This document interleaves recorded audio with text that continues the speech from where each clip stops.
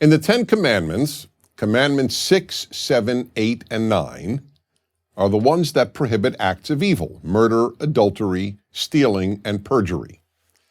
And then there is one commandment that prohibits the thing that leads to murder, adultery, stealing, and perjury. Which one is it? It's the last of the 10. Do not covet anything that belongs to others, not their spouse, their house, their servants, their animals, or any of their property.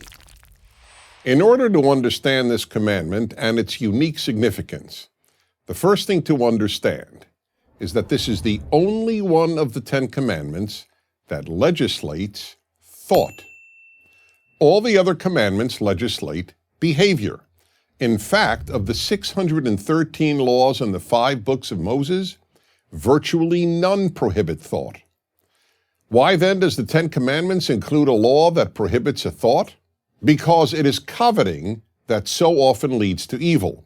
Or to put it another way, coveting is what leads to violating the preceding 4 commandments, the ones against murder, adultery, stealing, and perjury. Think about it. Why do people do those things? In most instances, it's because they covet something that belongs to another person. Obviously, that is the reason people steal. Thieves covet their victims' property. But it is also the reason for many murders, and coveting is obviously the reason for adultery, wanting the spouse of another person.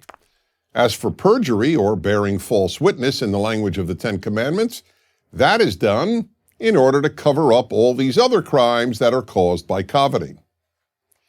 But in order to understand why coveting is the one thought that is prohibited in the 10 Commandments, and one of the only thoughts prohibited in the entire Hebrew Bible, we need to understand what coveting means, and equally important, what it doesn't mean. To covet is much more than to want. The Hebrew verb, lachmod, means to want to the point of seeking to take away and own something that belongs to another person. Note that there are 2 operative elements here: seeking to own and belongs to another person. Seeking to own does not mean just envying, or in the case of your neighbor's spouse, just lusting after. Neither envy nor lust is prohibited in the 10 Commandments. Uncontrolled envy and lust can surely lead to bad things, and they can both be psychologically and emotionally destructive. But neither one is prohibited in the 10 Commandments. Why? Because neither is the same as coveting.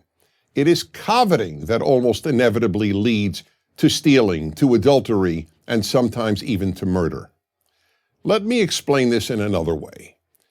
The 10th commandment does not prohibit you from saying, "Wow, what a great house or car or spouse my neighbor has. I wish I had such a house or car or spouse." That may end up being destructive, but it may also end up being constructive. How?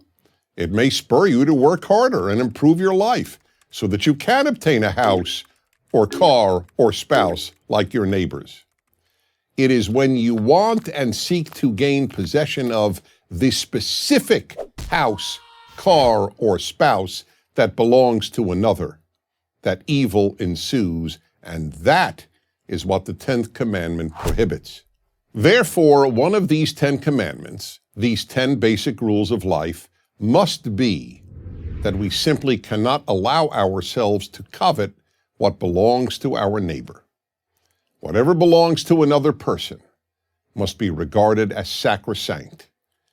We cannot seek to own anything that belongs to another, because only evil can come of it. I'm Dennis Pragger. Join Prager University, subscribe to our YouTube channel, and sign up for free at PragerU.com.